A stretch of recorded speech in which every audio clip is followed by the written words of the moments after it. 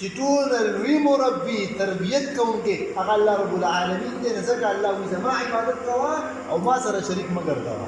څنګه مربي دی؟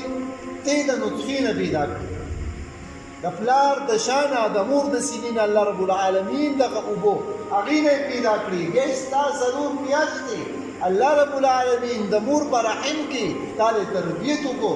داسې یو ځای چې د خوراک او د څښاک هېڅ اسباب ورته نشته، الله تعالی هغه برابر کړي. بیا یې ته دنیا ته راوستي، بیا د ستا دپاره الله رب العالمین د یخنۍ او د ګرمۍ نه وساتلې. عام حالت کې عام سړی په یخنۍ کې به وږي به هغه باندې تکلیف کوي. دا صرف د الله رب العالمین د تربیت تذکره کوم. ستا په روح بدن دا د الله رب العالمین په اختیار کې دی. ستا په یو سترګه باندې درد شي نو ستا ټول بدن چې کوم دی په تکلیف کې. ستا په یو نوک باندې درد شي ستا ټول بدن بېقراره وي. ستا دا ټول بدن الله رب العالمین په اختیار کې دی، د وړوکوالي نه والي تر مرګه پورې. د عربو یو عالم هغه د زړه اپریشن وکړو د 15 کالو په او 1 کالو په عمر. ډاکټر ورته وایي چې دومره پیسې شو.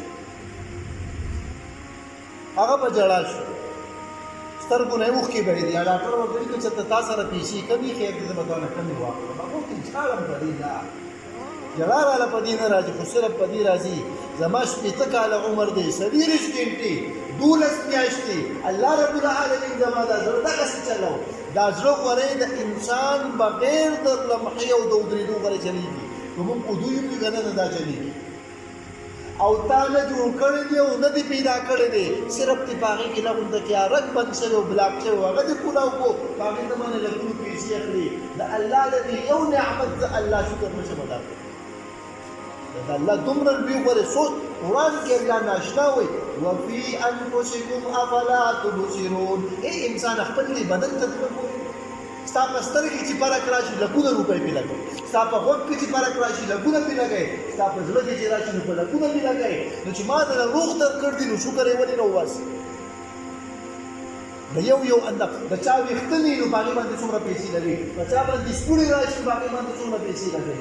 مقصد د خبرې دا دی ټول نه لوی تربیت کوونکی الله العالمین دی. نو د ټولو نه لوی د شکر حقدار هم الله رب العالمین دی.